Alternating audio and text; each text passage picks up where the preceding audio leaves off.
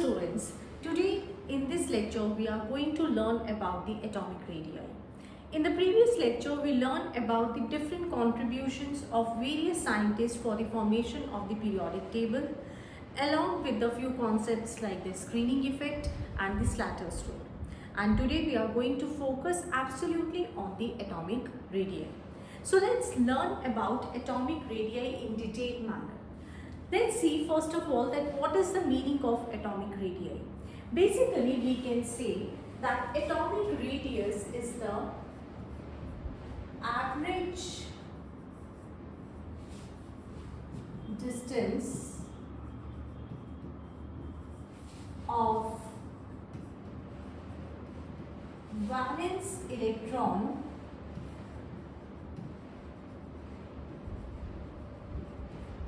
from nucleus. But it is very difficult to measure the atomic radius. The reason behind is this: the isolation of a single atom is very difficult. Another thing, any atom do not have a well-defined boundary. So we can see that atomic radius is the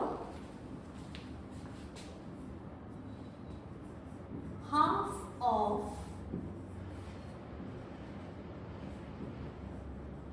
internuclear distance between two homoatomic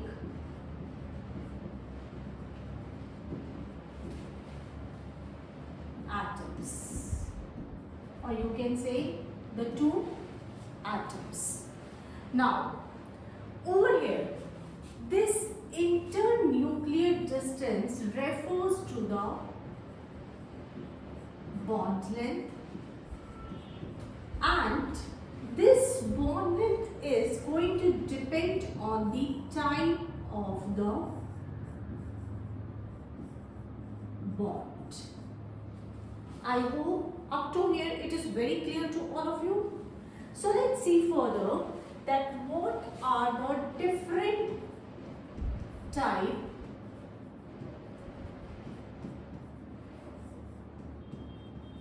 of bonds.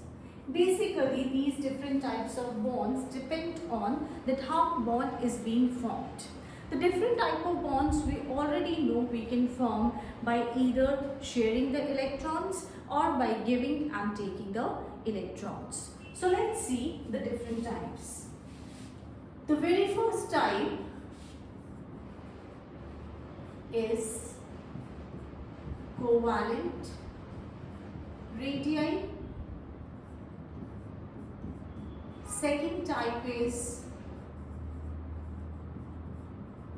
Ionic Radii. Third type is metallic radii, and fourth one is vanderwaal radii. So over here we are going to understand these different type of radii one by one. So let's see over here the first one, that is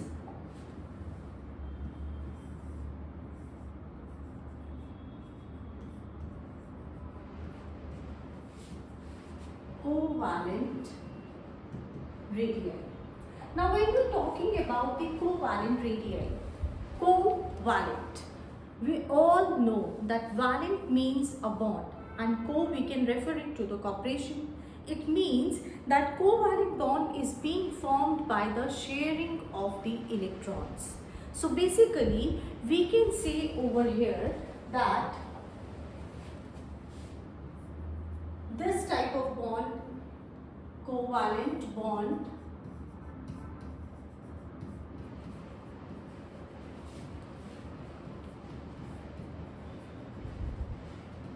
is formed by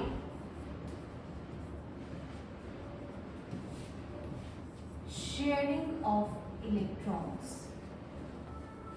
And if I talk about the radii, it means that covalent radii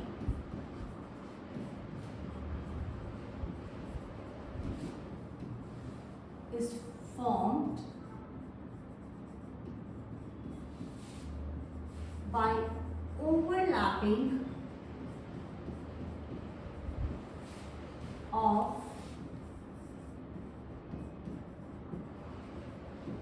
atomic orbitals. Okay. Now, in the case of covalent radii, because of this overlapping, the internuclear distance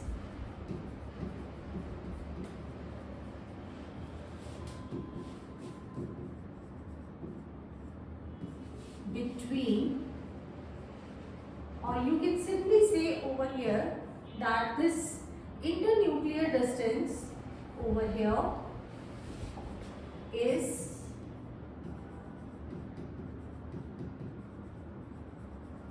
minimum. Okay. Now let's see. Say suppose we are having the one atom A, and this is the nucleus for this particular atom A.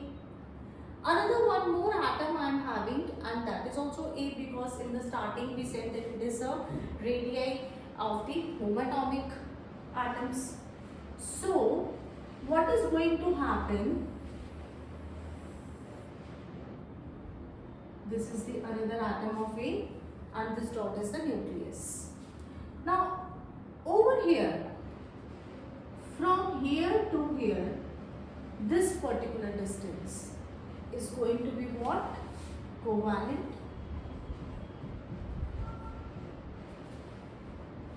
And it is going to be the radius of one atom, radius of second atom. So I can write it as a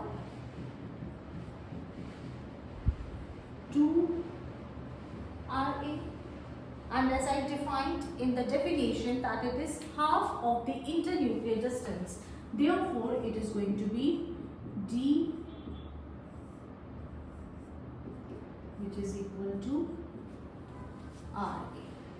So this is what the covalent radii is. Now over here, let's take in one example. See, suppose if I talk about the Cl2, the atomic radii of Cl2 is about 1.92 Armstrong. If I want to calculate its radii, then what it is going to be of Cl2 is going to be 1.98 divided by 2. So it is going to come out around 0.99 Armstrong. So basically we can say that covalent radii over here, it is having a minimum internuclear distance. This minimum internuclear distance is due to this overlapping between the two homoatoms, and it is half of this internuclear distance.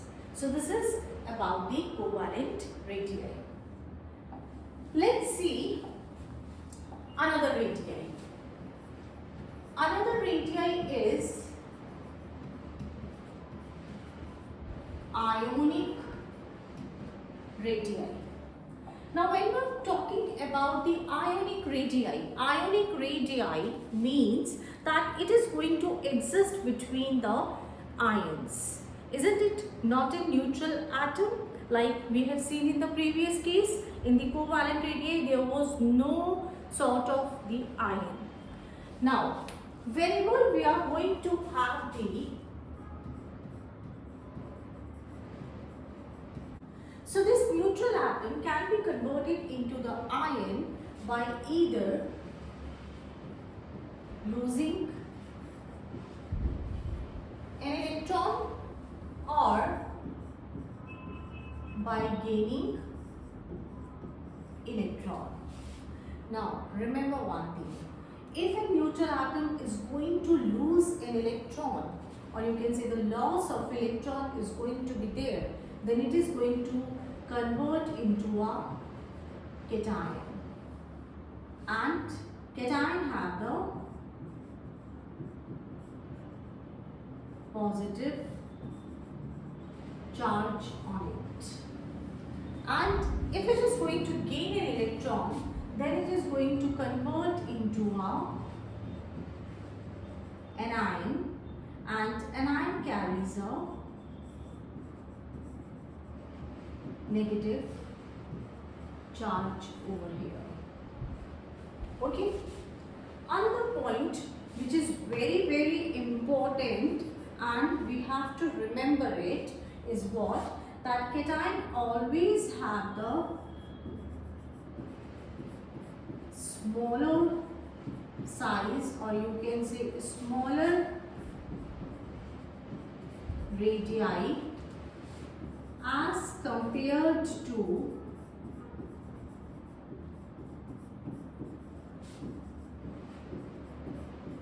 neutral atom.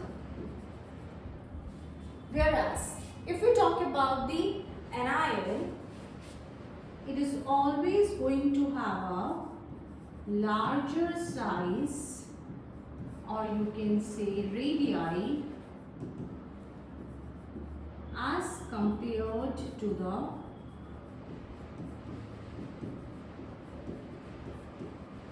neutral atom. So over here, what concept we gained? That in the case of ionic radii, there is going to be the formation of the ions. How the ions get formed? They can be formed either by giving the electron or by taking the electron. If they are going to give the electron, it means that they are going to convert into a cation and going to carry a positive charge. Whereas if they are going to gain the electron, they are going to convert into the anion and carries a negative charge. And the very most important thing according to the exam point of view is what? That cation is always going to have the smaller radii as compared to the neutral atom, and anion is always going to have the larger radii as compared to the neutral atom. So this was the thing to remember. Now let's see why do this cation is going to have the smaller size as compared to the neutral atom, as well as why do this anion is going to have the larger size as compared to the neutral atom. I hope you have noted down this. Now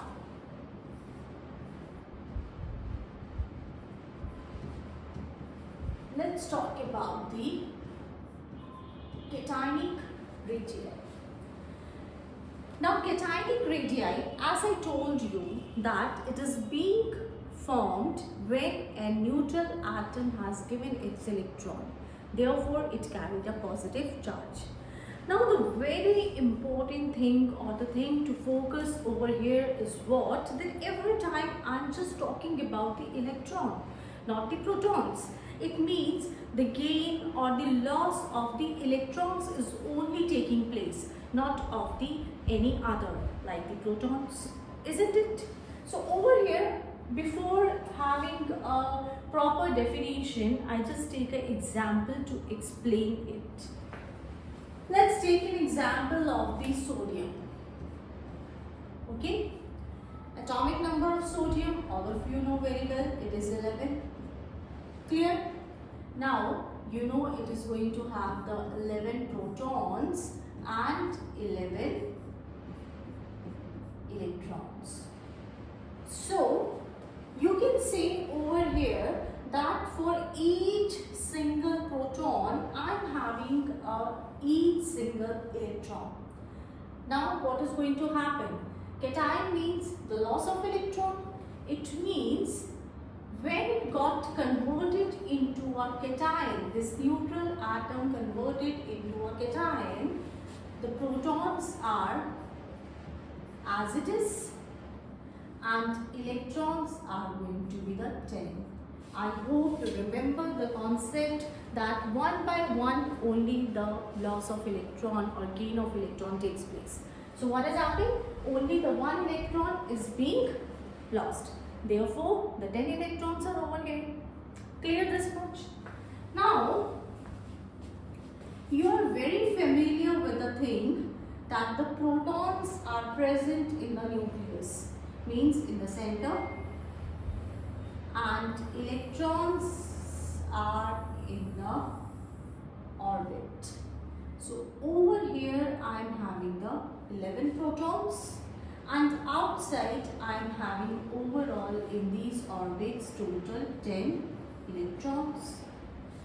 Now you can see over here that over here the nuclear charge, because protons are present in the nucleus, so the nuclear charge is more as compared to the outside. Now you can say this thing that the one extra proton is going to put a force on the any of the electron, means any of out of these 10 electrons, one electron is going to have a extra pull of that one extra proton. So basically what is going to happen? The pull is going to be inside. Why it is going to be inside? Because of that extra nuclear charge. And this is the reason behind, because the pull is going to be inside, the size of the cation is smaller as compared to the size of the neutral atom. I hope I made it very much clear. Okay, so over here you can say like this also, a tug of war game which you have. Now say suppose the tug of war, this is the rope, and over here I am having a one center line. Now over here I placed 11 players, and over here I am having 10 players only. Now these 11 players are going to have a more pull as compared to these 10 players. But if I am going to place over here 11 players only, the pull is going to be the same at both the ends. So this is how we can remember this thing, that because of the extra, or you can say because of the increased nuclear charge, the size of the cation is always going to be smaller as compared to the atomic radii. So we can see over here that cationic radii is always smaller in size, because after losing electron,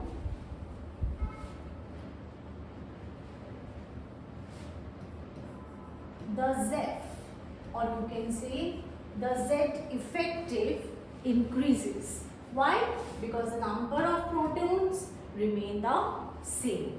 Okay, so this is the basic concept why the cationic radius is smaller as compared to the neutral atom. Now another very important thing according to the exam point of view is what? As the positive charge increases, size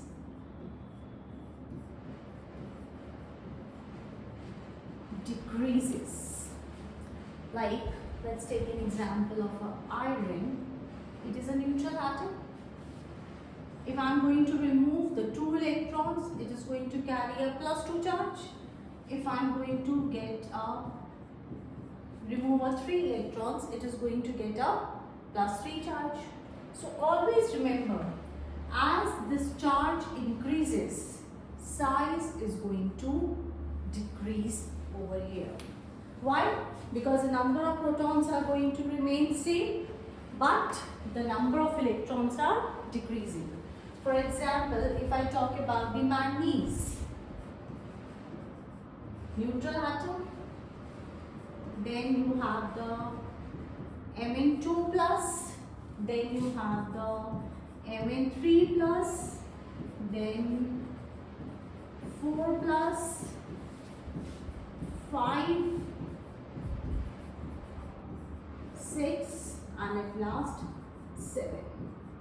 That is, the manganese with the +7 oxidation state is going to have the smallest size among all the cations. Neutral atom of course is going to be the largest in the size. But if I talk about all the cations, the Mn7 plus is going to have the smallest size. I hope I made it very much clear this. So let's move to the another point, that whenever we are talking about the size of cation, it is going to be the inversely proportional to the magnitude of charge of Z effect. Okay, so this was about the cationic radii. Let's see what is anionic radii. Now basically anionic radii is what? Anionic radii we obtained when a neutral atom gained an electron. So it is going to carry a negative charge. So over here also we are going to understand it with the help of an example. Let's take the example of the chlorine. Chlorine atomic number is 17, means it is going to have the 17 protons and the 17 electrons. So each proton is having its own each electron. Now this Cl is going to accept one electron. So what is going to happen? 17 protons, but over here we are going to have 18 electrons. As earlier we have seen that this is the nucleus and these are the orbits. Protons are present at the center and electrons are present over here. So electrons are what? They are the 18 electrons. So now who is going to give me the answer? Where is going to be the pull? Over here, outside or inside?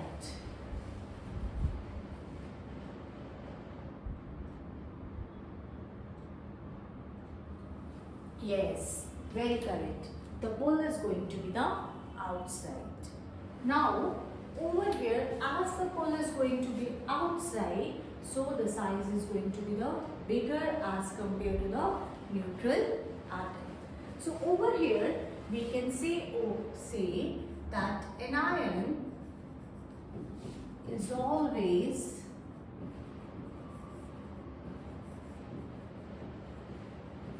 greater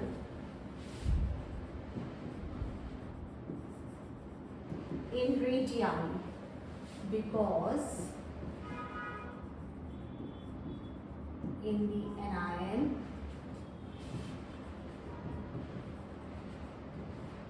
we have the electrons more than protons. So basically we are going to have the more inter-electronic. Now let me first write inter-electronic repulsion. This line. Now look over here. What is the meaning of this inter-electronic repulsion? Let me clear it. When I am going to write down its electronic configuration, what it is going to be? 287. This is for the neutral atom. It means that in this outermost orbit, I am already having a 7 electrons. But when it is converted into the anion, it got a configuration 288. It means that where there was the place of the 7 electrons, one more electron entered over here. And we know electrons, whatever the electron, they are going to always carry a negative charge. So these electrons are going to repel. So there we can say that here it is going to be the more inter-electronic repulsion. Now because of this more inter-electronic repulsion, what is going to happen? there are also going to be the increase in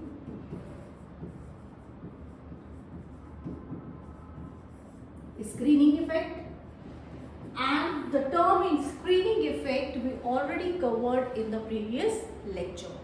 Clear? So because of this, what is going to happen? The effective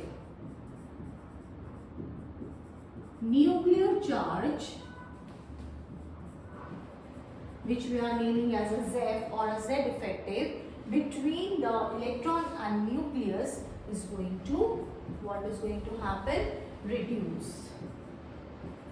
Okay? It is going to be the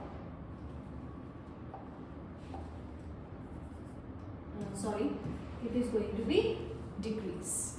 So because of all this, what is happening? The anionic size is going to be the larger. Now over here also, according to the exam point of view, as the negative charge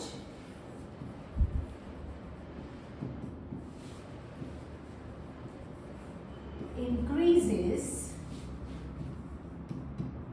size is going to increase. Okay, means more is the charge, it means more and more electrons are going to come over there. So as the charge is going to increase, the size is going to increase. Now in this Ionic Radii only, one more according to the exam point of view point is here, which is very, very important, that is isoelectronic species. Now look, iso means same, electronic means electrons. So isoelectronic species means they have the same number of electrons, but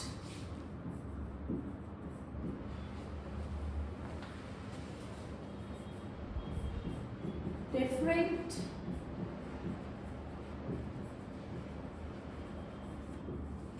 nuclear charge. Such type of the species we call them as a isoelectronic species. Now one thing over here is what? That I am using a word species rather than the cation and anion or a neutral atom. The reason behind is this, that isoelectronic species could be the neutral atom, cation or anion, or the combination of all three.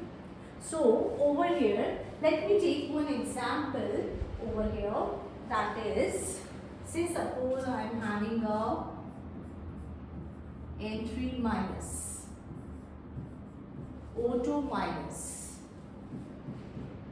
F minus, then what is going to happen? Na plus, Mg2 plus, Al3 plus. If you look over here, all of them are having a different charge, whether it is a positive or the negative, and all of them are what? They over here are having a cation also and the anion also, and the main focusing point is what? That all of them is having a set of the 10 electrons, isn't it?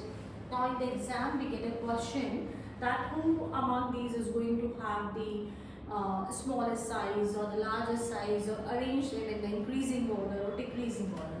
The very simple thing, the one is with the largest charge or the more charge is going to be the largest in the size, and one with the bigger positive charge is going to be the smaller in size. So this is how we solve a problem of the isoelectronic species. Similarly, you can have the another example over here.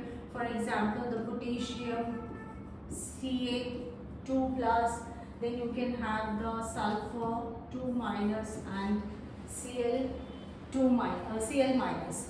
Now if you look, all of them is going to have the same set of electrons, that is the 18 electrons. And if I talk about that, arrange them in an increasing order or a decreasing order, you can arrange them properly, because you know, more the positive charge, smaller will be the size, more the negative charge, bigger will be the size. So this was about the second type of radii, that is ionic radii. Okay, so let's move ahead and see the another type of the radii.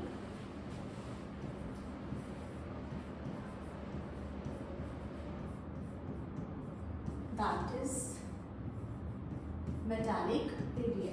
Now, one very important thing is what, that covalent radii and ionic radii, they are very important, whether it is our home means school examinations or the competitive exams. So from the metallic radii, we do not get the much questions, so we can say that if I am going to look the 10 questions, it will be rarely that I am going to get any question from the metallic radii. But still, let's see. Metallic radii, we can also call it as a crystal radii. And this metallic radii is also the half of the internuclear distance. Half of the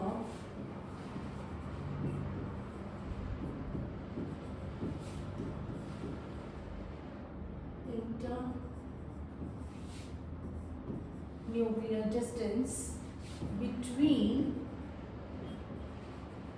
two adjacent metallic atoms. Okay. Now over here, remember the point over here to remember is what, that in the case of metallic radii, there is not going to be any sort of the overlapping as we have seen in the case of the covalent radii, isn't it? So I can say over here that metallic radii is always going to be the bigger in size as compared to the covalent radii. Okay, and another point I can say that this metallic radii over here is inversely proportional to the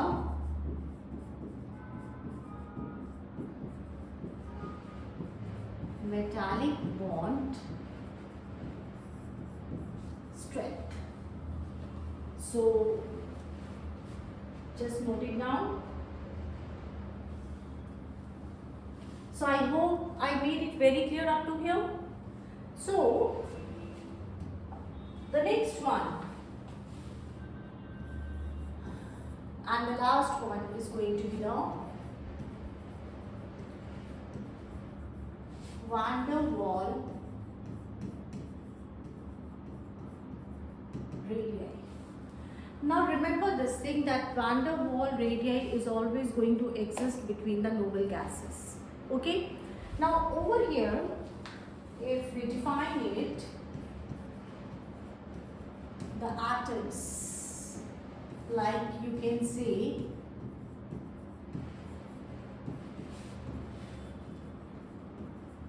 noble gases which are not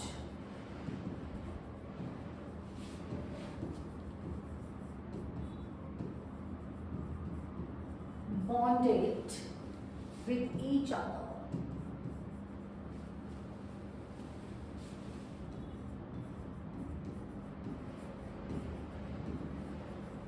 Over there, we can say they experience a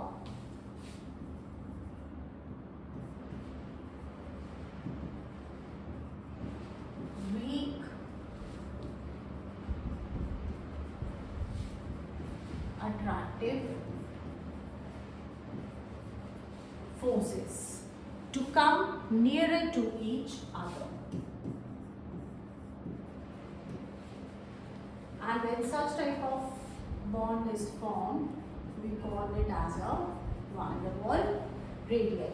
So basically we can say that vanderwaal radii is what? It is the half of the distance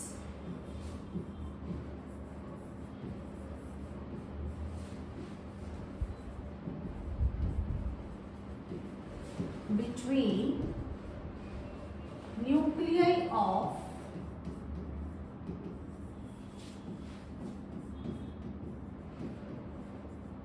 adjacently placed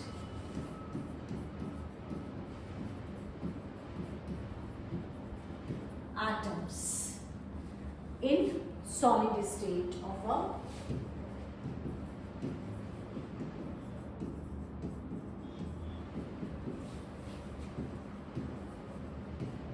noble gases, and that is called as a vanderwaal radii. So basically we can say that only and only inert gases can have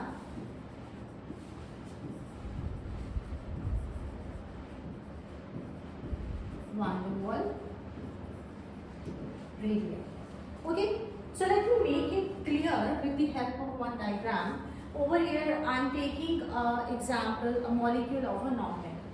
Okay, so this is my 1Cl2. Okay, and these are the nucleus. So this type of radius we already defined it as what? Covalent radii. Clear? Another molecule of Cl2 is over here. So again, this is the covalent radii. Now over here, the distance from this particular nucleus up to this nucleus, this is going to call as a vanderwaal radii. You can understand this in a manner that, say suppose one molecule is at this corner, at this left corner of the board, and the one molecule has this bottom, right bottom over here. So the distance between from this corner up to this corner, bottom corner, is going to call as a vanderwaal radii. So from here we can see this thing, that vanderwaal radii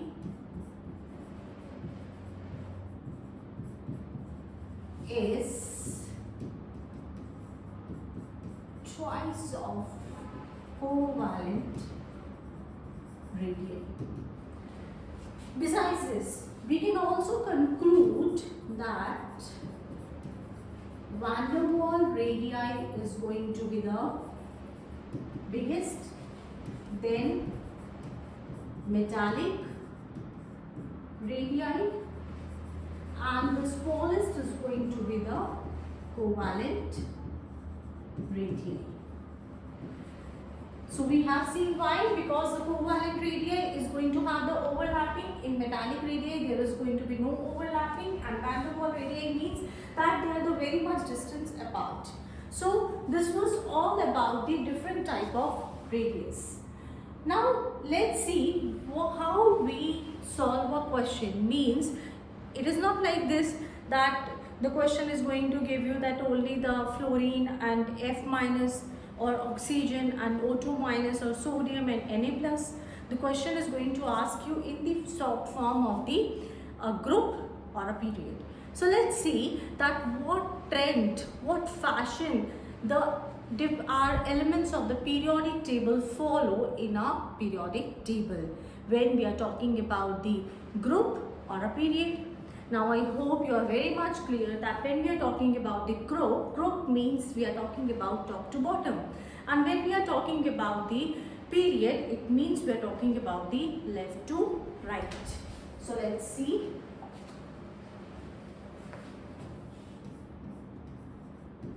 Trend of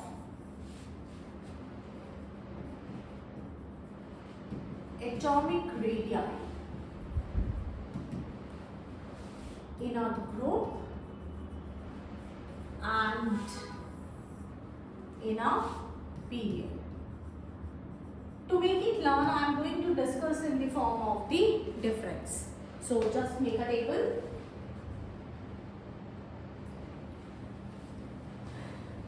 Now look, when I am talking about a group means what? That I am talking about the top to bottom. Now when I am talking about top to bottom, what is going to happen? Say suppose let's take the group number 1. I am having a lithium, sodium, potassium, rubidium, cesium. Okay. Now what we say that when we are talking about the group, or you can say when we are talking about top to bottom, the atomic size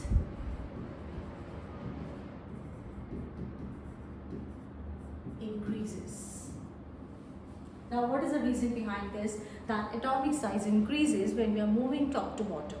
The reason behind this is what? That when we are moving from top to bottom, there is the increment in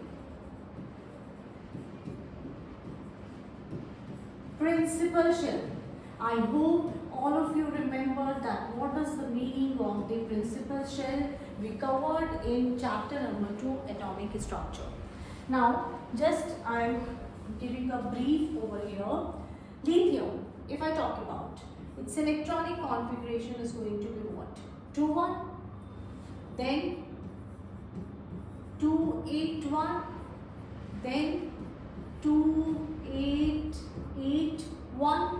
So you are observing that when we are moving from top to bottom, at each and every level, there is the increment of these principal shell. They are increasing, means that every increase in electron is entering into a new principal shell. So that's why when we are going to move from top to bottom, the atomic radii increases. Now let's see in the case of the period. Period means what? You are moving from left to right. So when we are moving left to right, the atomic size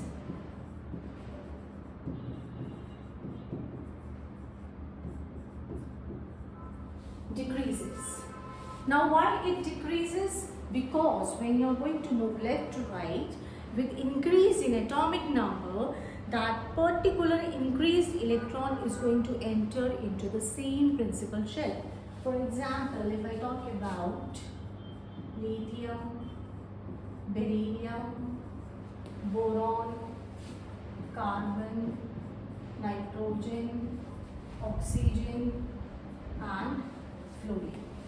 Now look, it is going to be the 2-1, it is going to be the 2-2, means the electron is entering in the same principal shell only. That's why the size is going to decrease over here. We can also say over here that atomic radius is directly proportional to the negative charge, inversely to the positive charge, and inversely to the Z effective. So this was all about the atomic radius and what the common trend atomic radius is going to follow. If you are going to get a question from this particular topic, they can ask you about arrange the isoelectronic species like I told you. Then they can ask to arrange or tell you the correct trend about the period or the group. And over here, the very much important thing which you require to remember is this, that always remember, if in this series you get a inert gas, then of course because inert gas have the vanderwaal radii, therefore its radius is going to be the biggest, or you can say the largest. Now as we are talking about the chemistry, so we require to talk about the exception also.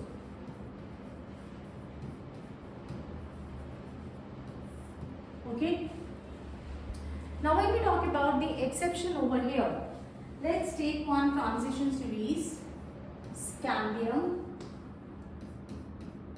titanium, vanadium and chromium, manganese. Then I am continuing iron, cobalt and nickel, and then we have the copper and zinc. Now over here, when I am going to talk about scandium, titanium, vanadium, chromium and manganese, remember one thing, that the Z effective is bigger than the screening effect. If I talk about the iron, cobalt, nickel, then Z is equal to the